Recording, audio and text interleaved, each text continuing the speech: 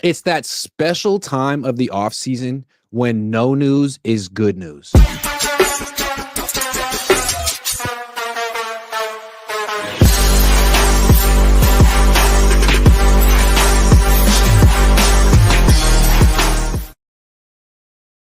What's up? Welcome to LaCohn and LaRocca. That's Tyler C. LaRocca. I'm Grant L. Cohn. Today's episode is brought to you by Prize Picks, as always, and Into Cloud is a special sponsor as well. Very excited about this sponsor because they sent me all kind of stuff, and it's all first of all, it's all delicious. That's the one thing about gummies and stuff. Like if you've been first, like when you first started, well, when I'm 37, when I had my first gummy, once upon a time, it was awful, tasted terrible. Now these are like some of my favorite gummies. Like they're up there with Sour Patch Kids just in general. You know what I mean? And Sour Patch Kids doesn't even do anything for me, at least. It's just sugar. So, you know, you got the different.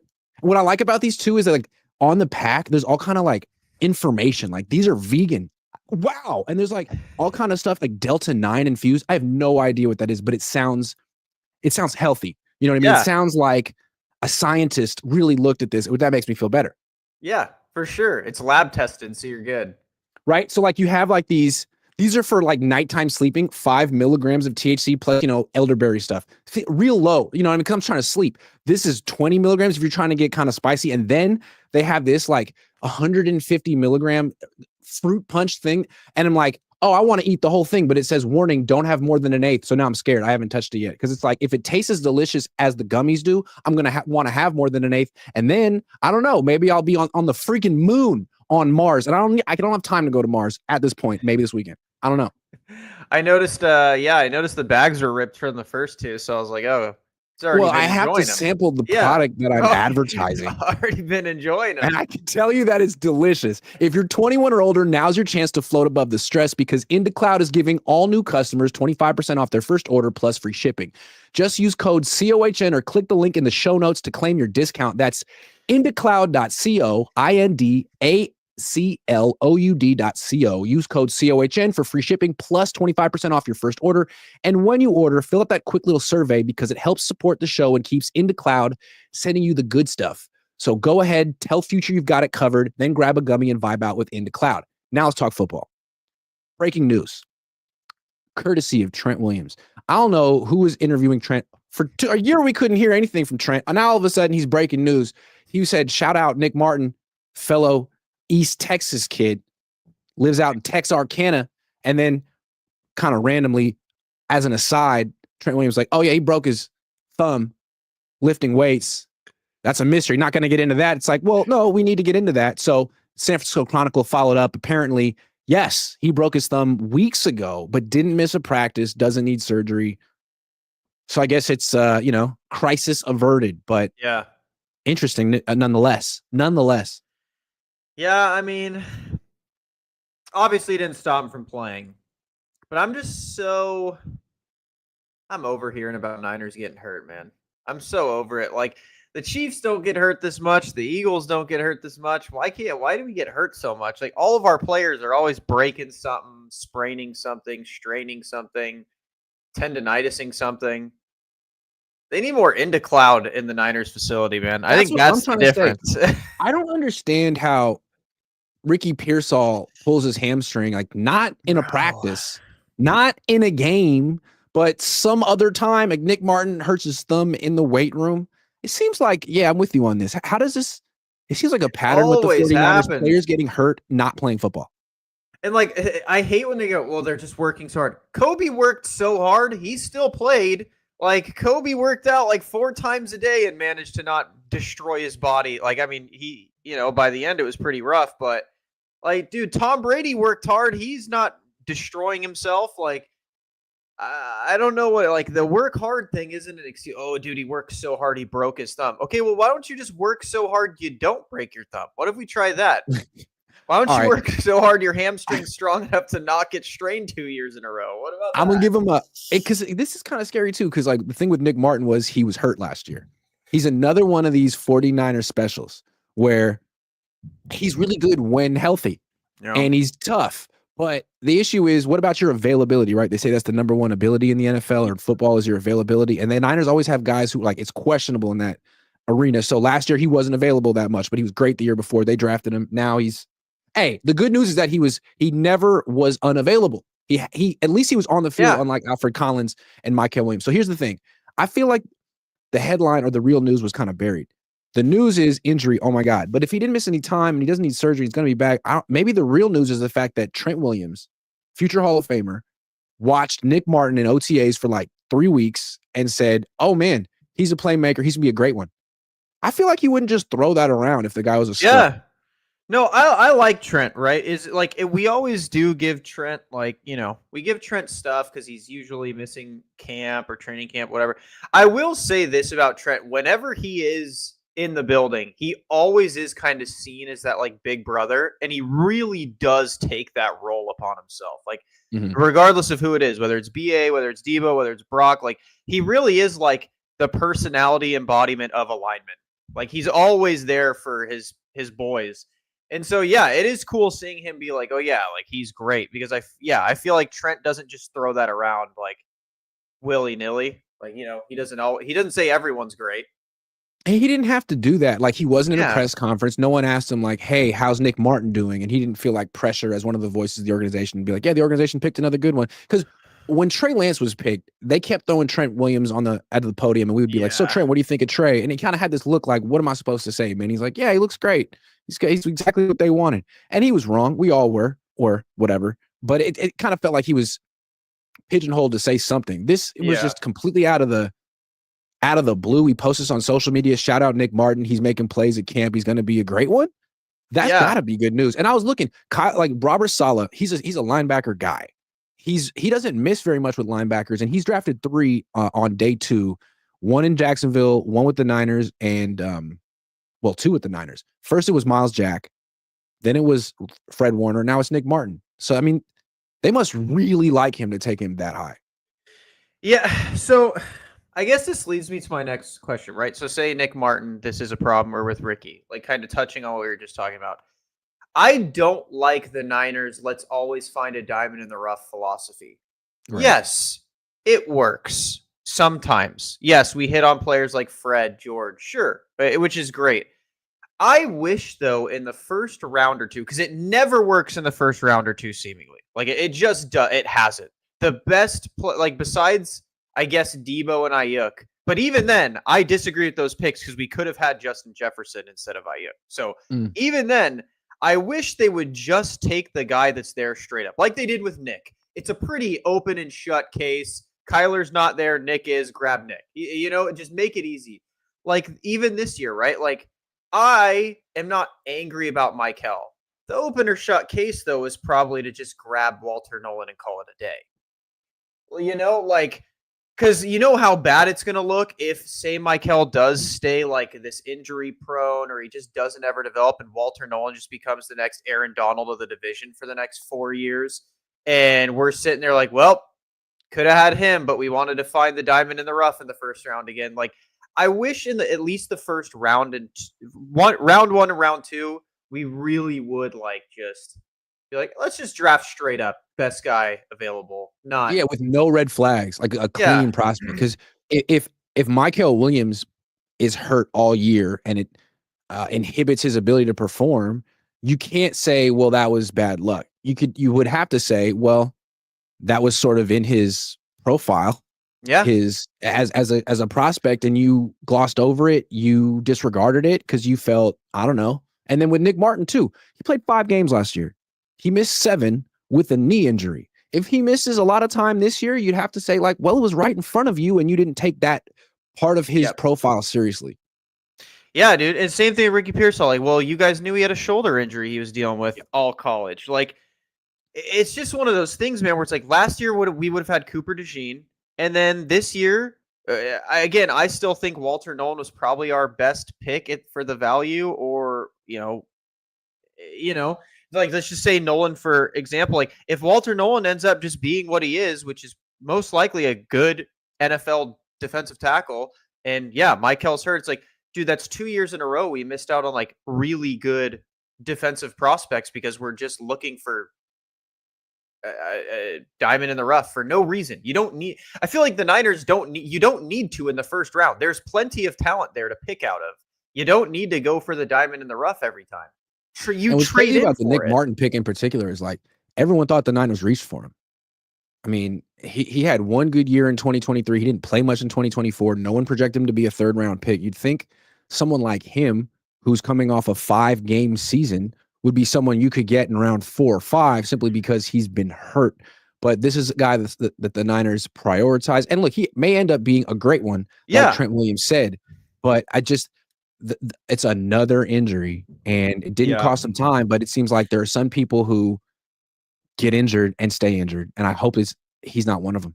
Yeah, it's just, and like I agree, like all of our draft grades, as much as I think it was a good draft, like on paper, a lot of the draft grades are always like Niners had a bad draft because they reached for everyone technically. Yeah. They didn't need to go as high as it was almost every single player too. Like every player was listed as like, oh yeah, they could have gotten him around later almost.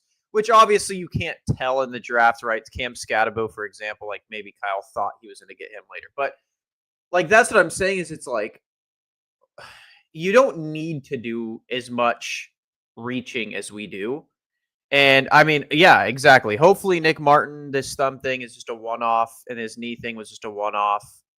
And Michael's hamstring was just a one-off. But I just want to get someone that was healthy in college. Just get someone that for all 4 years didn't have an injury they were dealing with. It was just like, it can't be that hard. Me too. I just think it's funny how like last year, the Niners been doing things a certain way for a while, and then they have a bad year and they decide like, okay, we have to do everything differently this year.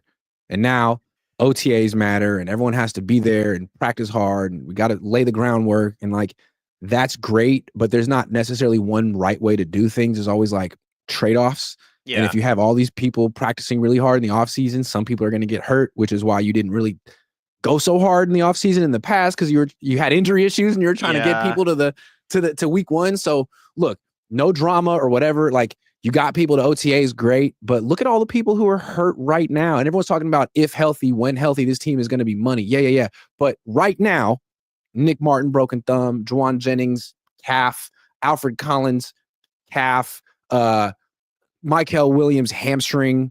It's a lot of guys. Yeah, and my thing is like Rourke. Like my thing is like maybe they're just thinking like, okay, maybe that was the issue is we were going too soft. Like we need to get into game shape. So let's practice like we're getting into game shape.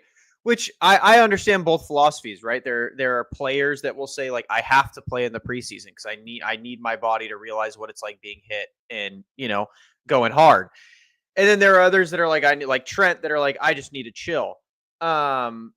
Which I don't think I guess is bad. So maybe they're just trying to flip the philosophy on its head. Like I guess we'll see this year. But all I'm gonna say, man, is like I'll tell you what, if we go through another year where we are like leading the NFL or top 5 in the NFL with starters injured, bro, someone's got to be like, yo, Kyle, John, we got to change this draft philosophy, man. There's no way that we should be consistently leading in these categories like all the time. This is absurd at this point. All right, I want to talk about something a little different. George Kittle recently went on Rich Eisen's show podcast, and I thought it was one of the worst interviews I've ever seen. Nothing against George. I thought George did a great job. It was just the questions from Eisen. I felt like Eisen was trying so hard to show George that he understands the 49ers take and the 49ers narrative and that he agreed with it. And I think like something that I noticed with the Niners is they're very keenly aware of the narrative around their team, and they work really hard to control their own narrative. Yeah. And I think that some teams do a good job of this and some teams don't. And I don't know how important it is. Like the Bengals don't control their own narrative, or they try, I guess, but everyone knows they stink and their own players say it and they don't really do anything to change it. Media goes in on them. They're the butt of every joke. The Niners, the media believes in them. They're doing everything right. And everyone always feeds into their excuses and their narrative. So this offseason, some people feel like the Niners aren't doing that great. They didn't spend a lot of money, but they got all their business done early. There's no drama. And they want you to know that. How many times have we heard the Niners say themselves, whoa, there was no drama this year? Yeah. Is that good? I don't know. They think so. They want us to think so. Yeah. What's another narrative about them? Well, Brock Purdy isn't worth the money. Well, they want you to know that he is. Brock Purdy is a dink and dunk quarterback. Well, they want you to know that he actually throws the ball down the field. I think there's a lot of this stuff where I always thought with these teams, you're supposed to just tune out the noise and let your play speak for itself. That's what they say they do, but I don't think they do it. I don't know. Maybe I'm tripping. Yeah, I mean, I think it's hard too, right? It's because the Niners are such like it is weird. I feel like the Niners are talked about more than like the Eagles and the Chiefs. It's like it is wild because we really are like they always talk about Cowboys being America's team. The Niners the last decade have felt like America's team. Like we are always being talked about, whether positively, negatively, or in between. And so I think the Cowboys have been boring. Yeah, like I think maybe the Niners are just like I think they're even sick of it. Like I think that's why they're trying to say like there's no drama. Basically, it's like their way of saying like leave us alone, bro. Like yo, leave us alone. There's no drama. Why are you still talking to us? There's no drama. Like Kyle seems to hate that kind of stuff, right? Like we always know about how much he hates Hard Knocks and does not want Hard Knocks to be a part of the Niners. And like I think that's partly why they're just repeating that over and over and over. There's no drama here. There's no drama here. Like there's no story here. You guys can go to another team now. You can leave us alone. But this is why I don't like that. Like that's what the Niners want to say because it's a team's job to say everything's fine. We're moving in the right direction. Every team, but they just had a 6-win season, and they're at the crossroads. Like it's not necessarily true that they're going to have a great year because they didn't have drama this offseason. That might have nothing to do with anything. So as an interviewer, as a journalist, it would have been nice for Rich Eisen to sort of address actual issues. Like, why are you so confident that you're going to bounce back when you won 6 games last year and you added like 35 million in outside free agents? Not a lot. But instead it was Rich Eisen being like, well, I'm on your side. I agree that Brock Purdy's worth the money. I'm on your side. I think Brock Purdy's really great. I'm on your side. I think you guys had a bunch of valid excuses for your awful season last year. Like, but that's the issue. It seems to me if you can get media and fans to believe all of your excuses and narrative, you don't have to win anything. You can just be on the quest. And anytime things fall short, you got excuses and people believe you. And I think that's my biggest problem, right? Is like, I feel like the injury thing shouldn't be an excuse for the Niners anymore. Like it shouldn't have been last year. Because this is a consistent issue. Like when everyone says Kyle should have won Coach of the Year in 2022, which I agree, right? He went to the NFC Championship game on his 3rd string quarterback, Mr. Relevant. Agreed. But how is this not a problem? Name me any other team that has had as many starting quarterbacks injured as Kyle Shanahan since 2019. There's just none. There's just none. That is a problem to me. That's not, oh, he's unlucky. Because he's had multiple different ones that are getting hurt. So it's not, oh, it's unlucky. It's something systemic that is getting your quarterbacks hurt. Like, and I don't understand, like, with But Rich Eisen would disagree with that. That's my whole thing. Yeah. Is like when we bring up these things, like, hey, there's got to be a reason why the Niners haven't gotten over the hump and they're still not champions. I mean, what the Niners narrative would be like, no, the reason is that, the best team doesn't always win and the refs don't always make the right call and injuries are fluky. But essentially the Niners are the best team. And like you have so many people in the media, locally, nationally, who will parrot that and say, results don't really matter. Like the person who actually wins the Super Bowl, that's kind of how like dumb people, if you look at the EPA per play differential squared, you know what I mean? Then you can clearly see that the Niners are the best team. And I don't know. I think there's a lot of that in Santa Clara. Like they're content to have people tell them they're the best and they don't have to prove it. They don't actually have to get the Lombardi. Yeah.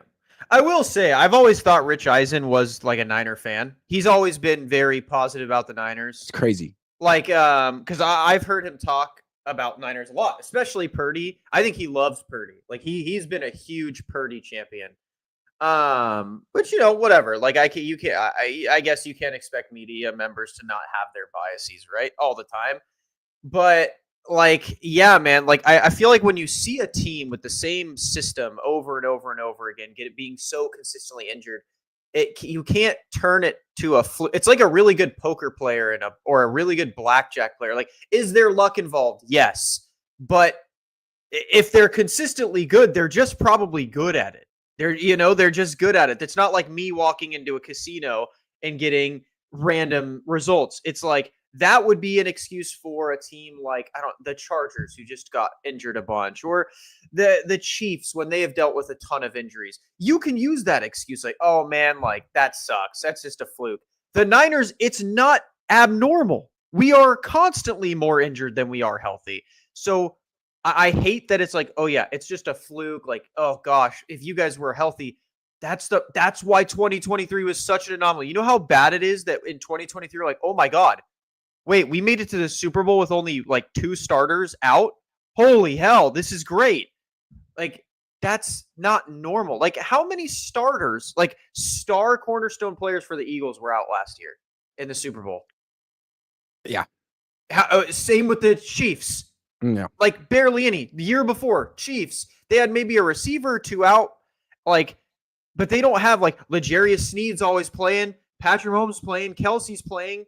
Like, all of their big players are playing. With the Niners, it's like, oh my God, we made it there with just Hufanga, and then Greenlaw blew his Achilles out. But it's like, that's not too bad for the Niners because we're so used to this abusive system. This is what I'm talking about, though. Like, tell me I'm wrong. So last year, they had this ridiculous offseason. It was ridiculous. We knew it. And everyone was talking about, hey, man, the vibes are really off with the Niners. Like, we kept hearing that, right? Yeah. Like, I don't know, man. This training camp is weird. It's kind of a sideshow. It doesn't seem serious. The vibes are off. They win week 1, and Juszczyk at the post game at his locker says, vibes seem pretty good. I don't know. Everyone was saying the vibes are off. Well, now the narrative is, well, last year the offseason was terrible and we had drama, but they didn't acknowledge it last year. When it was happening and everyone could see it, their inclination was to control the narrative. The vibes aren't off. And we can prove it by winning 1 game. And there was other stuff last year like, hey, man, maybe you shouldn't use your fullback so much. And it seemed like Kyle Shanahan would go in the next game and be like, okay, I'm going to make it a point to give it to my fullback just to respond to that narrative and show everyone. Or it was like, hey, man, stop giving the ball to Debo. He's washed. And they'd come back the next week and be like, oh, yeah? This is the week that Debo's going to go off. It's like, nah, man, he's not. Can you stop responding to us and just do what's right for the freaking team? Yeah. That's what I'm talking about with this team. You can't tell me I'm wrong with this. And you can tell me I'm wrong. I completely agree because, again, if anyone showed us that narratives and media and even drama in the locker room doesn't have to matter. The Eagles last year had so much drama. You could tell A.J. Brown and Jalen Hurts didn't get along. Mm-hmm. You could tell that people were getting over Sirianni's drama. But at the end of the day, when they suit up, every single one of them are like, all right, well, it's work. Like, at the end of the day, this is our job. This is what we get paid to do. We need to go do it. The Niners, it's like, well, Grant said we shouldn't give the ball to Debo. So you know what? We're dialing it up for Debo today. The Eagles didn't do that once. Well, Jalen and AJ hate each other. So let's force feed AJ. They never did that. Yeah. And it just kept fueling it till the Super Bowl. And then that's what kind of annoyed me about Eisen's interview. It's like his whole thing was like, man, you guys have all these haters who are always trying to find ways to nitpick you, and it's ridiculous. So let's address all of their criticisms and knock them out one after another. It's like, dude, you're interviewing a player on a team that just went 6-11. Like, you could ask a legit question instead of being like, sure, there's all, you sound like Lombardi doing that stuff. There's all these bogus narratives out there. Hey man, why don't we actually talk about why this team went 6-11 last year? And if we really think they're gonna bounce back, let's talk about that. Yeah, like I'd even be like, dude, I would just throw a biggest hardball you could have and just been like, yo, injuries seem to be a consistent issue with you guys. What's going on? What do you think the difference is between you and a team like the Eagles or the Chiefs that don't seem to have those issues? Simple. Like, George, you even get injured quite a bit. Like, how do you at least manage that? Why do you think this core that you've held on to for 6, 7, 8 years is going to win a Super Bowl, can win a Super Bowl at this point? You've had 2 chances. You lost both times. Now you're old. Now this core is old. Why are they going to win it now? Why is 3rd time a charm, George? Because you got Nick Martin, because you got Alfred Collins, because you got Michael Williams, these rookies to help you. They're hurt too. And the young guys are just as injury prone as the old guys. I completely agree. But that's the problem is I have to say this. When healthy, I think the Niners can bang with the best of them. They can. They certainly can. They just can. But Yeah. that's the problem is it's like it is an actual if. It's not Yeah. like the Eagles where it's like, well, if they're healthy, even though we all know they'll most likely be healthy. Same with the Chiefs. I mean, even the Ravens, even the Bills. Actually, no, not the Bills. Sorry. Throw the Bills out. Their defense has been injured for like 10 years in a row. But like you have these points where it's like, dude, like come on. Like something's got to change. Ask Nick. Nick has had one major injury, sure. But since then, I mean, the dude stays relatively healthy. Ask him, bro, Nick, how do you recover? How can we help these players recover to where we can help the team be better? Brock, how did you come back so fast from your elbow surgery? Like, how were you able to maintain that? Probably peptides or some that's not allowed. But like at this point, bro, get some banned substances in the locker room. Stay healthy, please. Stop. I just think it's. I want to say one more thing before we move on. George, from George's perspective, I think in the future, if you get one of these awful interviewers who are trying to like suck up to you, like Eisen did, don't fall for it. Because when you start talking about narratives and stuff, I just think it's stronger when he asks you, "Oh, a lot of people say Brock Purdy's overpaid, but you don't agree, right?" Just be like, you know what? We're focused on the upcoming season, man. That has nothing to do with anything. We're tuning out the noise. Kyle and players always talk about you got to tune out the noise. Then tune it out. When someone asks you that question, hey, what do you think about the narrative surrounding Brock's contract? I don't know what the narrative is surrounding Brock's contract. We're not focused on that. We love Brock. Obviously, he's here for a long time. We're focused on the upcoming season, dude. You're allowed to be that boring, George. I'm just saying. Like, and even if I was him, like when they're talking about like last season and drama, I'd just say the same thing. Like, listen, we don't respond to it because we just don't like that's the easiest not way focused to on it. Let it distract We're us. not thinking about that. Yeah. Like, and it's obvious, like they do such a hard, like a strong job trying to be, they're always defensive. Like that's the issue. They're always on the defense. Like, bro, just go on the offense, just be like, we know what people said about us and they're wrong. Just watch the film. Why do you know what people said about you? You're supposed to tune out the noise. Like, doesn't matter what we say. Just give a Belichick answer. Just don't care. Don't care. Oh, well, is Nick Martin hurt? Don't know. Who cares? Like, I would rather see that than be like, see them always be like, well, actually, like, yeah, we were kind of injured. We just didn't want to bring it. It's like, bro, you sound insecure. Like, just. Or it's like when Eisen's like, oh my God, you guys are going to be so much better this offseason because you didn't have drama. You'd be like, yeah, that's good. But we got to go out and prove it. Like, just because we had a drama-free offseason doesn't guarantee anything, man. So let's stop congratulating ourselves early. It feels like the Niners are really congratulating us. We had a great offseason. We took care of our business. Did everything right. Shoot. You can't knock us, man. It's if I was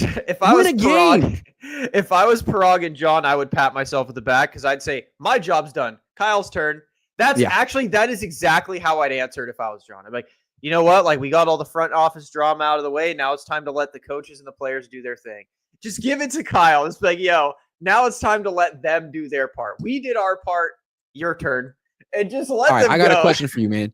Do you think John Lynch is on the hot seat? He's been going on like a media tour and he's been talking about controlling the narrative. He's been out there getting his narrative out there. And his narrative is that he was informed by his bosses, the Yorks, this offseason that the team needed to be not just younger, but cheaper as well. And given those parameters, constraints, they've done a good job. They've done the best they could do, which is kind of scary because it seems like, I don't know. Well, here's the other context. Yesterday, the Niners promoted a bunch of guys in their front office. Tariq Ahmad, promotion. RJ Gillum, assistant GM. Brian Hampton, assistant GM. John Lynch, no promotion, no extension. His contract expires after 2026. So next year he'll be a lame duck. Is he on the hot seat? I mean, is he on the hot seat? I would say, here's my thing. I think John, because everyone's always talked about him going back to TV and that being an interest for him. I think, and John's constantly talks about, like, I want to win a Super Bowl. I think John has put himself on the hot seat via Kyle. Like, I think he's kind of like, listen, man, like, I wanted to win a Super Bowl. I thought we could do it together. If this ain't happening and I'm going to keep getting your stuff thrown in my face, I'm just kind of over it. I'm just going to go do TV and make $100 million to do commentating. Like, and I think John would only be. I think a John firing or letting go would be, in my opinion, more of a hit to Kyle. I completely agree. I was going to say the same thing. Yeah, like, so I don't think John is. I think Kyle is via John. Because if they get rid of John, it's not them getting rid of John. It's them getting rid of Kyle as GM and them saying, all right, we're bringing a dude in that's actually going to make decisions. Correct. Because yeah, I see it the same way. Thank you for saying that. I was going to say the same thing. Like, to me, having John as the GM is a big vote of confidence in Kyle as a personnel guy. Yep. And I don't know that they still feel as confident in Kyle as a personnel guy after the Ayuk contract, after some of the whiffs he's had in the draft. I think what we're seeing is that the Niners now, the Yorks, are very confident in Tariq Ahmad, RJ Gillum, and Brian Hampton. Brian Hampton is like Parag Jr. He's a money guy. RJ Gillum seems like he could be a face of the organization, a voice. And Tariq Ahmad seems to be like their new Trent Baalke, their new like personnel guru, the guy that they really trust to draft and evaluate players. So if those guys' stock is up, and let's say this offseason, some team like, I don't know, whatever team that's trying to rebuild comes to the Niners and says, we want to interview Gillum. We want to interview Ahmad. We want to interview Hampton. Maybe the Niners are thinking, you know what? We don't want to lose these guys. John, you don't really do anything other than ask them their opinion and allow Kyle to make the final decision. Maybe it's come to the point where after 9 years, these guys have improved so much. We feel confident that they can run the organization. You got to go. Yeah. Because you lost again. Who knows? Maybe this offseason is like one of those things, like, let's hand John the reins, let him work with Saleh and see what John's thinking and go for it from there. But yeah, I think it's a Kyle hot seat via John. Like, I think, I don't know. Dude, you can't see the Eagles and watch what Howie is doing and be Great point. Yeah, Kyle and the Kyle John duo is doing as well as him. It's a great point. This dude is just grabbing all pro after all pro after all pro. And there's a clear power structure. The general manager hires the coach. The general manager has final say over the coach. The coach does his job. Like, say what you want about Nick Sirianni, he has one job. Kyle has like 7. Yeah. And I think it kind of like makes him not do any of them particularly well. The fact that he has to be a bad general manager hurts him as a head coach. Yeah.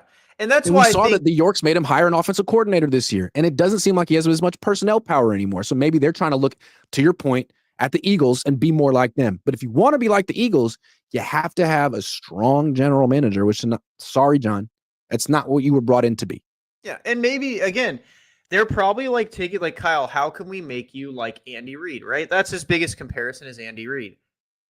And maybe Kyle said it. Or like, even Sean McVay. What's interesting about the Rams, they have a strong general manager. Les Snead hired McVay. They didn't fire Snead and say, McVay, bring in whoever you want. That didn't happen. And I'm not saying like just ignore Kyle, right? Because like obviously he has great ideas. Like I'm sure. Just don't make him have to GM. Right. And maybe that's what they went to Kyle and like, okay, what's missing for you? And maybe that's what Kyle said. Maybe Kyle's like, dude, I need help. Like, I need Saleh. I need a Spagnuolo. Look at what Andy Reid has. He has a Spagnuolo. I need a Howie Roseman. Yeah. And then he's like, I need help with the draft, man. I can't spend all offseason on the draft. And then you saw the Niners brought back that guy from the Jacksonville front office, Ethan Waugh. He'd been with the Niners. He was in Jacksonville. He's a Trent Baalke disciple. I'm telling you, I think there's a lot of evidence that the Niners are losing confidence in John as a personnel guy and sort of positioning people to fill a void. And maybe it's just Kyle. Maybe they're also doing that because Kyle's just like, I just don't want to GM anymore. Like, I want help. Maybe Kyle's finally at that point where he's like, just let me coach. Where the Yorks are at is, hey, man, we're losing confidence in you, Kyle, but before we fire you entirely, we're going to fire you as a general manager and allow you to focus on your one job and prove to us and everyone that you really are great at this because we think you are. That was the thing with his dad. His dad was a hell of a coordinator, then became a Super Bowl winning head coach, and he was so important to Denver. They basically made him the emperor of the franchise. He became everything, had ultimate power, and that team just sunk into mediocrity. And a lot of people, when they finally fired him, they said Mike Shanahan, the GM, got Mike Shanahan, the head coach, fired. So I same mean, thing it's could the be same happening thing with with Kyle. it's the same thing with Belichick. At some point, like it's my issue with Travis Hunter as a player, right? You can't expect yourself, no matter how great you are. Andy Reid doesn't do it. That's why he has Spagnuolo, and that's why he's like, you need to pay this man to keep him around. You can't do everything. We know the defense is what Kyle likes. We know the players are what Kyle wants. We know the coaches are Kyle's. Like, you can't micromanage that. You can't like, it's hard enough to micromanage a 53-man roster, bro. Because Like, show me where that works in the NFL anymore. I mean, yeah, it's you not what Andy can't. Reid does. It's not what Nick Sirianni does. It's what Bill Belichick did, but he's not in the NFL anymore. Mm-hmm. And even then, he had Tom Brady at that point, man. Right. Like, it's pretty, and Right. as much as you want to say Belichick, as we want to say Belichick ran it, he at least had Kraft to keep him in check. Like, like they had it was an unhealthy war near the end, but I'm sure that butting heads actually helped them at some point. So it's like, I think John Lynch, yeah, and Kyle are on the hot seat as a duo. And I think this year it's like, all right, what if we just let everyone do their jobs? Let's Yeah, bring in before guys we to make help a John. hasty decision and just fire Yeah. people like Grant said we should, why don't we get people doing their job just to make sure that they're not spread too thin? John, you're the general manager this year. Kyle, you're the head coach this year. We're judging you on those merits, and we're not going to spend a lot of money to help you out because it's been hard for us to evaluate you two the last 9 years because we've spent so much money on players. We actually think we're a big reason you guys have been so successful. So now, Kyle, John, you can be the guy who finds the talent. Kyle, you can be the guy who molds the talent. And if it works out, we're not going to take any credit. It's going to be all you. Yeah, and I think that is, like if they go second round conference championship and they do, say they lose, but whatever, say they do that and do well, like they be like, our team's on the up. You can say that. You could genuinely say that. Like we had they have like 11 rookies that are probably going to be taking starting spots this year. Like you have Pooney, who's a second year. You have Purdy, who's finally getting into his role on his own. The receivers are pretty much all new outside of Juwan and BA. Like you got a whole new roster. And I think, yeah, if you see, oh, okay, cool. John can do his job. Kyle could do his job. Saleh could do his job. And this is going to work out pretty well. Whereas if it backfires, then it's like, okay, it's time to clean up a little bit.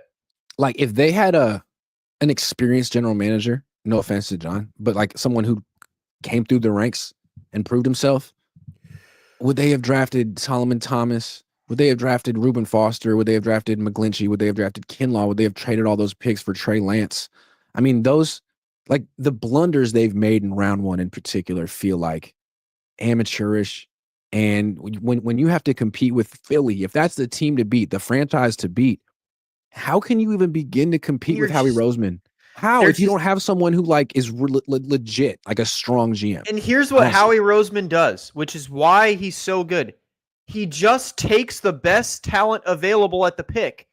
Like Jalen Carter, yes, he got busted with a bong on his face, but he was a no-brainer. He was right there. That's not what happened to Jalen Carter. That was Laramie Tunsil. Oh, wait, yeah, Jalen Carter. Jalen Carter he did something else. Yeah. But like still, it's like what does Howie do? He goes, well, he's still the best talent there.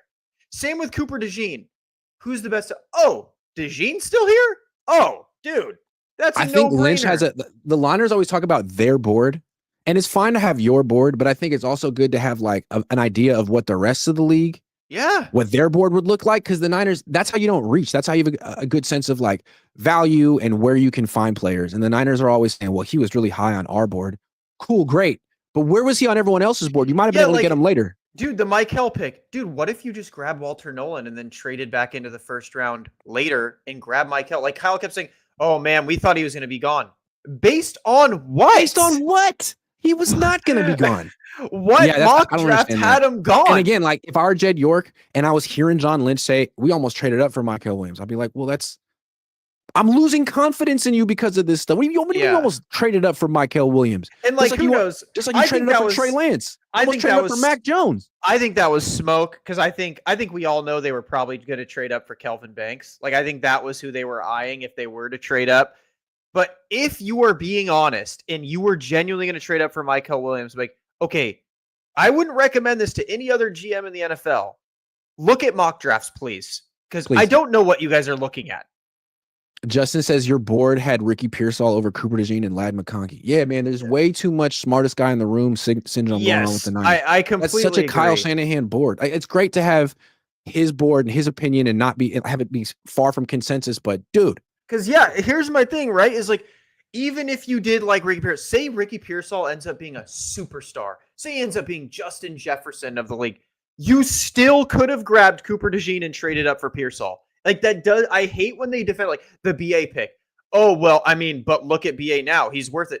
You could have had Justin Jefferson though. Yep. Just because BA worked out doesn't make it a good pick. It Yep. makes it a bad pick that you could have gotten later anyways. And he's a good player. Like, I'll give Kyle his credit there. You're a great coach. That was a great job developing BA. You still could have gotten Justin Jefferson. You could have had Justin Jefferson and BA instead of Javon Kinlaw. Like, man, Javon Kinlaw just got a lot of money. All right, let's hold on. Where'd you go? There you are. Let's do some prize picks. It's game 7 time. on This Sunday. it's such an interesting series. Halliburton hurt his ankle. He's not 100%, but they just smoked the Thunder.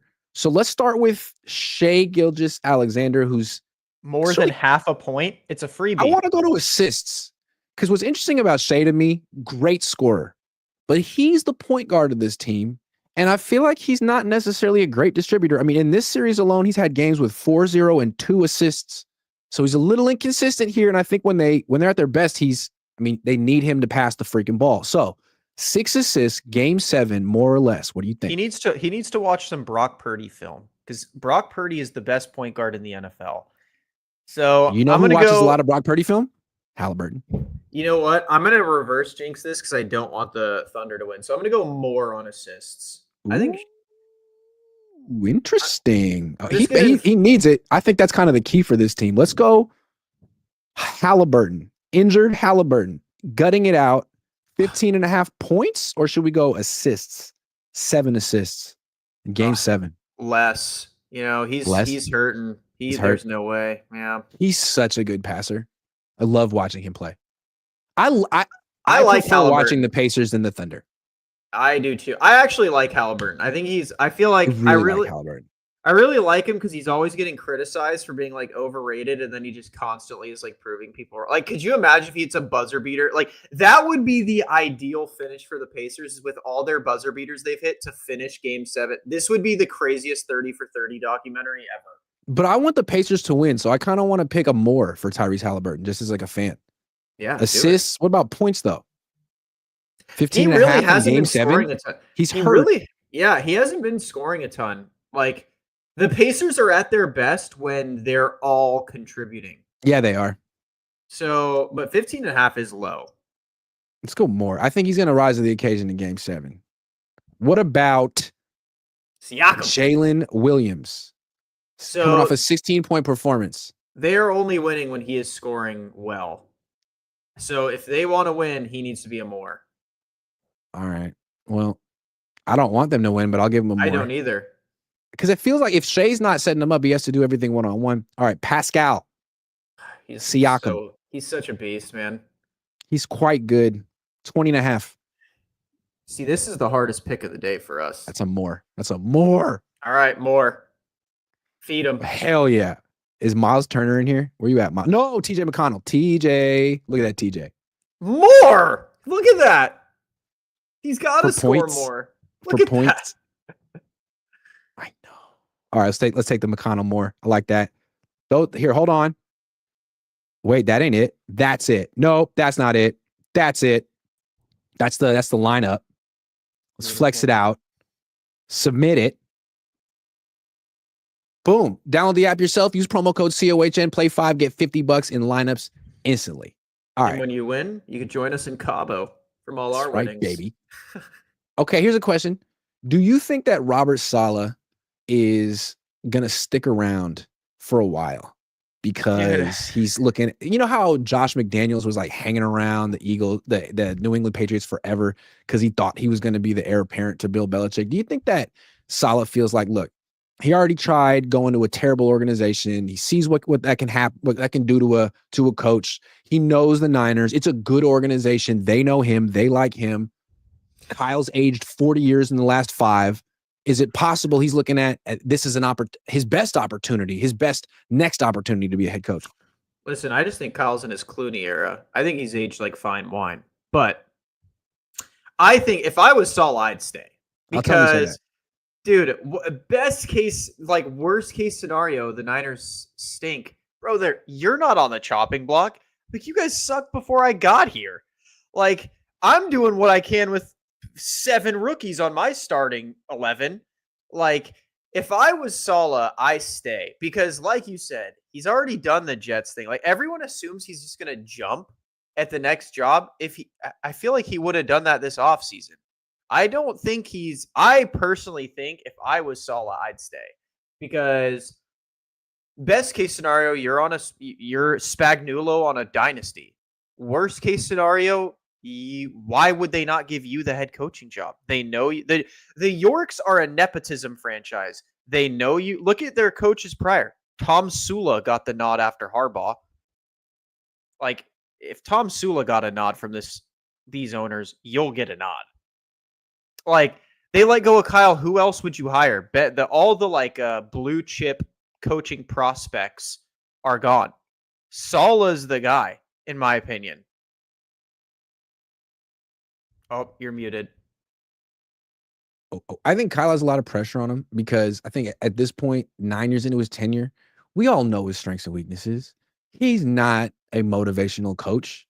He's not a high energy coach. He's not a particularly great leader. Like he can sort of skirt all that stuff and say, I'm the best offensive coach. And people be like, yeah, true. We'll take all your limitations because we want that system. But last year, his offense didn't seem so special. And if he's slipping as an offensive coach, and all of a sudden, all of his limitations are going to be more in the forefront. And I think you look at Salah, he has the leadership. He has the energy. Everyone acknowledges that he's just as smart as Kyle. He's just a defensive guy. So if Kyle loses his edge as a scheme guy, as a coordinator, it makes it that much easier to move on. Yeah. And again, my thing is when you look at Salah's, like everyone, like I'm sure Salah's the easy scapegoat for the Jets, but if I was Salah, I'm like, bro, Johnson & Johnson bros made me bring on Aaron Rodgers. I didn't want to bring him on. And then they made me bring on Hackett. I didn't want to bring him on. I didn't want any of these guys that ruined this franchise. I wanted that top 3 defense. That's what I brought. And then, yeah, I needed a quarterback. Bro, I was thrown into a rebuild, and they only gave me 2 years before they threw Aaron Rodgers in my lap. Like, if in my opinion, yeah, I think Salah brings the juice that you want your team. I think he's a Niner coach, man. Like he would be like if Kyle wasn't here, in my opinion, if Salah was just a prospect and you got to see him with another team, I'd be like, hire that guy. Like that's who I would want as my head coach. And I think what's interesting too, like for Kyle, I think he's good for a team that hasn't paid their quarterback. Yeah. Because he can get the most out of dude on rookie deal. Dude who's not that good. Like if you don't want to spend on your quarterback, bring in Kyle because then you can spend on your defense. You can spend everywhere else. He'll scheme up the rest and we've seen the Niners win that way. But if you've invested in the quarterback, then it seems to me like you're saying the quarterback is so special. It doesn't really matter who the coach is because he's that great. What he needs is a defense. It seems to me like great quarterbacks win Super Bowls when they have a great defense as well. Tom Brady never carried a crap defense. Peyton Manning couldn't win until he had a good defense. Joe Burrow had his best year ever and missed the playoffs because his defense is a joke. So it'd be interesting in the future, like maybe Kyle's not necessarily the right coach for a highly paid quarterback like Brock. Maybe Brock just needs a great defense and he can win.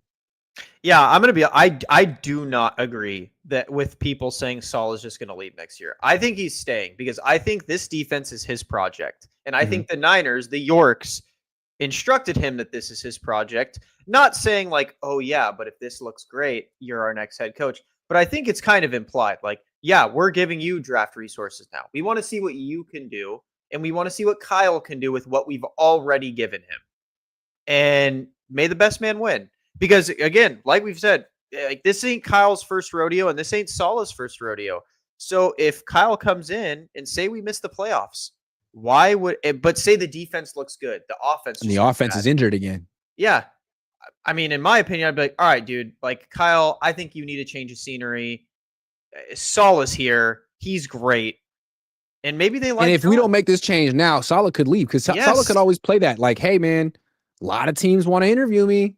A lot of teams Like, want to talk to me. And that yeah. could be the same thing with, RJ Gillum, Brian Hampton, and Tariq Ahmad. Like, there could be a lot of pressure on the owners to figure out what they want to do. And he just goes, guys, look, I just did it again. Like, I Mhm. just did it again with the Mhm. third organization because Niners part 1 and part 2 are different. I did it with you guys where I built you a top 1 defense. I then went to the Jets, did it again there, built a top 1 defense from dirt. And now I'm coming back here. If he does it again, you would be foolish to let him go. You're like actually foolish. Jewish guy has a great idea. He says Salah as head coach and bring back Mike McDaniel as the OC. I don't I like like Mike McDaniel. McDaniel as an OC. I don't like McDaniel. I McDaniel think he's can't. a better OC than Kyle.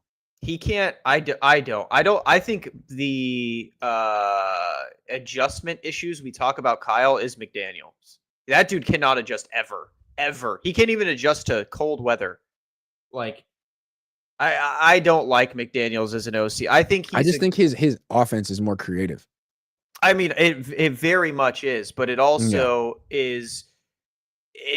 His offense gets roadblocked way harder than Kyle's. Like McDaniel literally, like when you're like, all right, just load the box. Well, because his McDaniel's lead runner offense is Devon A-Chain. Like he can't wear down a defense. Maybe that's McDaniel's fault. I don't know. But it Yeah, seems that like that is offense is McDaniel's. so finesse, largely because they don't have a running back that can wear down a defense. But that's McDaniel's problem because that's who he likes. He always That's talks true. about that. I just want speed. I just want Yep. speed. I just want speed. Well, it's like, What's nice about like the Lions is you have a guy like David Montgomery who wears down a defense, and then you give the ball to Jahmyr Gibbs, and the defense is tired, which makes Gibbs better. You'd think that McDaniel would oh, understand dude, that. Ben Johnson, in my opinion, is the next Bill Walsh. I think that dude is. I wish the Niners let Kyle go for. We Ben. tried. We'll We tried. we'll see if our prediction's right. We could eat shit for it, but I definitely think Ben Johnson would have been phenomenal with the Yorks backing him. But Hey, before we get out of here, I feel like we've been a little negative today. We've been kind of harping on some things that could go wrong, and I want to end on a positive. Niner fans, you may not understand, but there's really great news. Great news. 49ers Enterprises has made a huge signing. Well, they're in the process. They are going to be signing center back Jakob Biol. You may not have heard of Jakob Biol. He was on a Serie A team, which is in Italy, called Udinese, and he's really good. I mean, he's going to make Leeds so much better, assuming this gets finalized, which it should be. He just had his physical. 25 million American dollars to make this happen. That is a sizable investment. Just to keep in mind, the Niners didn't spend that much on any outside free agent. Now they spent on their own players to keep them around, but when it came to like improving the team, they went cheap and they went young, as John Lynch said. Leeds is not doing that. Leeds went out and got Yaka freaking Biol. And I don't have to tell you about Jakob. I mean, we all know that this guy is right in the middle of his prime. He's worth every euro that they're giving him. $25 million for a 26-year-old center back who plays in Serie A. I mean, this is huge. So Niner fans, we all know you're also huge Leeds fan. Sometimes you root more for Leeds than the Niners. And this might be one of those. This is Leeds' year. It's huge. If they don't spend, they're going to get relegated again. So go get your Leeds, hit, put it on today and wear it proudly. Because this is your day, Leeds fans / Niner fans. It's a huge overlap, as we all know. You know who I think the Niners need leading the helm? They need to bring over Buster Posey, man. Bring Buster over. Look what he's doing. Man, they need to bring back Parag. Just make Parag the GM because he's doing a great job with Leeds, and I think maybe he could do as good of a job with the 49ers. I want Buster. He's willing to throw down for some superstars. Give me see, I don't even care if we win. Give me a superstar. I see. I'd be stoked if the Niners were the Bills right now. Because, sure, we're not making Super Bowls, but I got Josh Allen. I can wear a Josh Allen Hold shirt. on, man. I'm trying to talk about soccer. Yeah. You're blowing it for me right now. Hold on. This is why I'm so excited about this. Let me be a Leeds fan. I want to be the Leeds of the NFL. Because even if we don't win, at least I got Yaka Baraki. whatever his name is. Yaka Biol. Oh my God. No, here, seriously. Doesn't it seem like Niner fans should root against Leeds this year? I feel like the Niners want there to be like this whole family of teams. But if I were a Niner fan, I'd be like, hold on. So as long as Leeds is in the Premier League, Niners Enterprises is going to be making big cash investments in soccer while talking about how we need to go young and cheap on football. No. Leeds needs to lose. They just became my least favorite team. I hope all the bad things in life happens to Leeds and nothing but Leeds, and I don't even know them. That's how I'd feel if I were a Niner fan. So nope, I disagree, because think about this though. They're in the Premier League and they start making some noise. They're going to start. They're not short for cash on the Niners side. I feel like if they make some money, they're going to reinvest it in soccer. Dude, I don't like this at all. It stinks to high heaven. No, I like it. No, I actually think it, because he's such a good soccer player. And I just remembered that soccer is as important, at least as important as American football. It's called football. It is football. So you can't say that the Niners aren't investing in football. They absolutely are investing in football. And this is one of the best football players they have. Who's better, Yaka Biol or Fred Warner? Yaka's younger. Just saying. Fred Warner. Is Fred Warner going to get $25 million in a year? I don't know about that. Warner is the Lionel Messi of middle linebackers. So, I mean, he's washed and old. That's rough, dude. Like, I'm going to tell him you said that. Okay. I'm going to tell him you said that. All right. I'll tell you right now. Have you seen Messi? Messi's been playing since you were 9 years old. Have you been seeing Messi play these American teams? That's how the Niners are going to look about it. Dude, I've been too busy watching Yaka Biol. Are you kidding me? So I want everyone to know I'm officially, since the Niners stopped spending, they have $46 million in cap space. They don't want to spend it apparently. Now I'm officially on the Leeds United beat. Okay. Because they're the ones spending money, and I'm excited to watch. I'm a big soccer guy.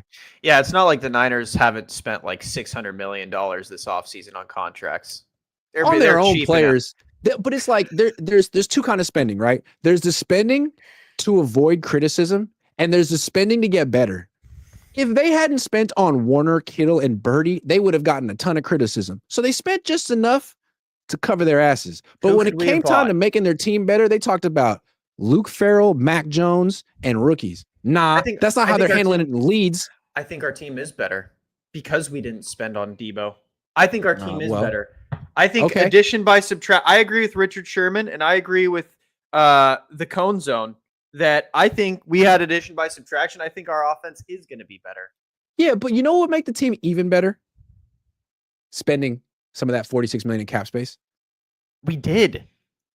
We needed to roll over. No. Like getting another safety. Justin Simmons. Another D lineman. I agree. Can we please get Justin Simmons? Please, God. Like Jair Alexander was $4 million. Yo, you could have gave him $5 million. You could have made him think twice. Dude, I pray we go get Justin Simmons. How do we not? But how can they afford Justin Simmons when they're getting Yaka Biol, man? I mean, who's more important? You know what I do? More? I'd go to my wholesome Christian quarterback, and I'd say, listen, I need you to help out. You remember when Patrick Mahomes did his deal and immediately restructured? Brock. Remember when Jesus said that the meek shall inherit the earth? I'd say, Brock, Patrick Mahomes restructured his deal, and you are our Patrick Mahomes. Honestly, you're better. So if you could restructure, we could give you $53 million, or you could inherit the whole earth, all of it. It's in the Bible. So just let me get Justin Simmons, please. Let me get Justin Simmons, please. Yep.